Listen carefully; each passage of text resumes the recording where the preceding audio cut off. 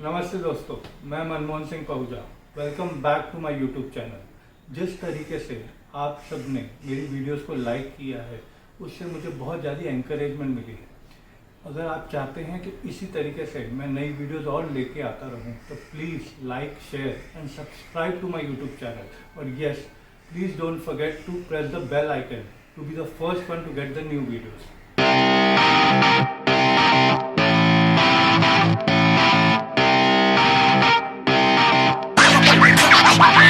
काफ़ी लोगों को ये हैरत हो रही है कि जब केसेस की संख्या 400-500 ही थी, तब हम लॉकडाउन में गए, और आज जब केसेस की संख्या 2.5 लाख को पार कर चुकी है, हमारा देश अनलॉक हो रहा है। इसकी क्या वजह है?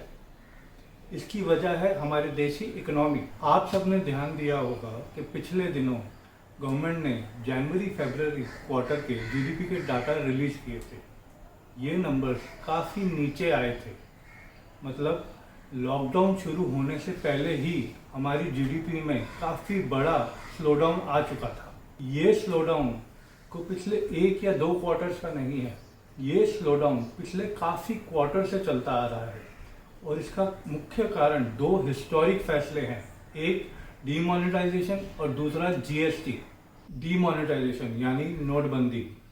8 नवंबर 2016 को रात को 8 बजे हमारे प्रधानमंत्री जी ने इसकी घोषणा की।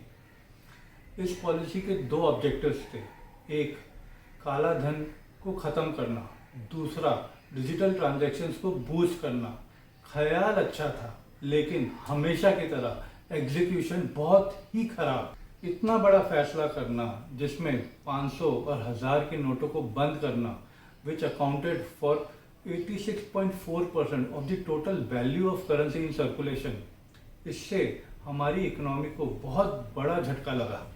सरकार की ये सोच that all cash is black money गलत थी। इनफॉर्मल और अनऑर्गेनाइज सेक्टर जो ज़्यादा करके कैश ट्रांजैक्शंस पे ही चलती थी, और वो सेक्टर जो 90% लोगों को नौकरी देती थी, इस फैसले से चरमरा गई। इस पॉलिसी के अनाउंसमेंट के कुछ ही दिनों बाद बड़े बड़े इकोनॉमिस्ट ने कह दिया था कि डीमोनेटाइजेशन की वजह से हमारी इकोनॉमी को बहुत ज़्यादा ठेस पहुंचेगी। Former PM doctor Manmohan Singh ने इस पॉलिसी को मॉन्यूमेंटल ब्लंडर कहा, और यहाँ तक कहा कि इसकी वजह से हमारी जीडीपी 2% से ज़्यादा नीचे गिर सकती है। और वक्त आते आते हुआ भी यही। और इसके बाद आई जीएसटी, जिसने रही सही कसर भी पूरी कर दी। एमएसएमई सेक्टर, छोटे दुकानदार अभी डीमोनेटाइजेशन से उभर भी नहीं पाए थे, और GST came as a shock to their businesses.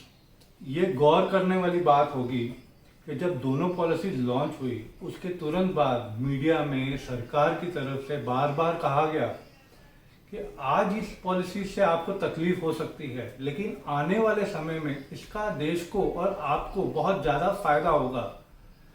उस फायदे की प्रतीक्षा आज भी देश का हर छोटा मोटा व्यापारी कर रहा है।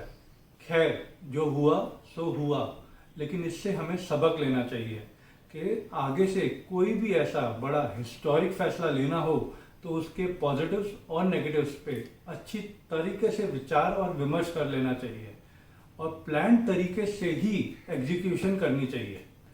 इस समय सरकार और देश के सामने एक बहुत बड़ा सवाल है कि इस स्लोडाउन से उभरे कैसे। अंग्रेजी में एक कहावत है, necessity is the mother of all inventions, यानी आवश्यकता सभी आविष्कार की जननी है। हालांकि पिछले दिनों सरकार ने कुछ बहुत बड़ी बड़ी घोषणाएं की। उम्मीद है कि ये सिर्फ घोषणाएं नहीं रहेंगी, इम्प्लीमेंट भी होंगी। कुछ साल पहले सरकार ने घोषणा की थी स्मार्ट सिटीज़ बनाने की। अनफॉर्चुनेटली उसमें कुछ ज़्यादा प्रोग्रेस नहीं हुई।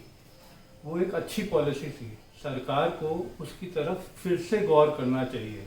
उसका बहुत बड़ा कारण है, आज भी हमारे यहाँ 3 में से 2 भारतीय गाँव में बसते हैं। Urbanisation is the driver of growth. शहरीकरण विकास का चालक है। Government needs to concentrate on making more and more smart cities.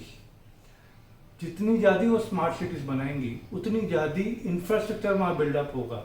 साथ ही साथ गवर्नमेंट को नए छोटे छोटे उद्योग बनाने के लिए वहाँ पर इंसेंटिव्स देने चाहिए। कारण जितनी ज़्यादा वहाँ उद्योग बनेंगे उतना ही ज़्यादा रोजगार पैदा होगा और गांव में बसे हमारे भाई और बहनों को रोजगार मिलेगा। जैसे ही उन्हें रोजगार मिलेगा उनकी आमदनी बढ़ेगी।